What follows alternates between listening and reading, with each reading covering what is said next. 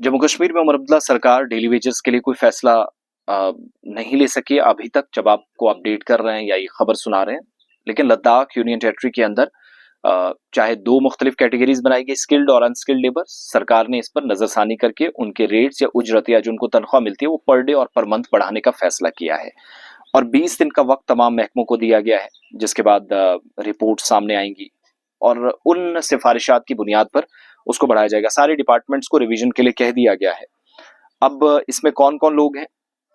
Daily wagers हैं, casual labourers हैं, part time workers हैं, सीजनल लेबर्स हैं, नीड बेस्ड वर्कर्स हैं, या जब जरूरत पड़े तब एडजस्ट किए जाते हैं और ये डिपार्टमेंट्स के अंदर भी काम करते हैं।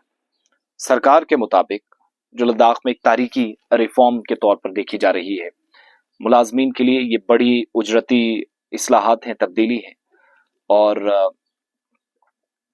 बरसों से खिदमात अंजाम देने वाले वो तमाम लोग जो मुख्तलिफ सरकारी महकमों में सफाई, बागबानी, क्लीनर और बाकी जो काम काज कर रहे थे, सिर्फ 300 रुपए ले रहे थे, 500 रुपए माहाना मुआवजा हासिल कर रहे थे। 300 से 500 रुपए, एक तो वो बढ़ाने का फैसला किया गया, अब पर डे के हिसाब से भी बढ़ाया गया है। और नए उजरती निजाम के तहत जो हुनरमंद मजदूर हैं, जिनको स्किल्ड लेबर आप कहते हैं, ये मैं बताऊंगा स्किल्ड और अनस्किल्ड क्या है। स्किल्ड लेबर को अब 575 रुपए पर डे, जबकि जो अनस्किल्ड है उसको 400 रुपए पर डे दिए जाएंगे। लेफ्टिनेंट गवर्नर वीके सक्सेना की तरफ से ऑर्डर्स जारी किए गए हैं। तमाम जो कंसर्न मुलाजमीन हैं उनकी तस्दीक 20 दिन के अंदर की जाएगी और नजरसानी की हिदायत दे दी गई। रिकॉर्ड इसलिए चेक होता है क्योंकि कई लोग फर्जी होते हैं बीच में इधर उधर के, कई लोगों को टाइम पूरा नहीं हुआ है, तो इसमें टाइम की कोई लिमिट नहीं रखी गई है, जो मुझे अच्छी बात लगी कि फुला ने 20 साल किए, 30 साल किए, या कोई अगर 5 साल पुराना है, बल्कि सबको नजरसानी के शेड्यूल के तहत लाया गया है। सोशल जस्टिस के असूलों के खिलाफ ये काम है। तनख्वाह पूरी नहीं है, कम हो रही है, खून पसीना किया जा रहा, लेकिन पैसा पूरा नहीं मिल रहा। तो अथॉरिटीज ने इस बात को माना कि पॉलिसी से मकामी शहरी जो उनके साथ साथ बाहर से आने वाले मजदूरों को भी फायदा पहुंचेगा।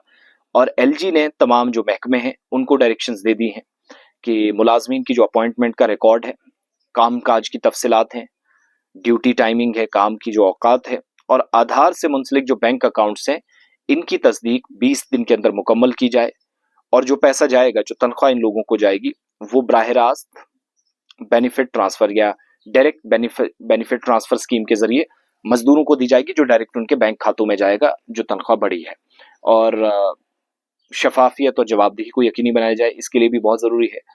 और जो स्किल्ड और अनस्किल्ड की मैंने बात की, तो उसमें समझना है स्किल्ड में बहुत वो ट्रेंड लोग होते हैं, आला तालीम याफ्ता कई लोग होते हैं, और प्लम्बर्स, इंजीनियर्स वगैरह भी उसमें आ जाते हैं।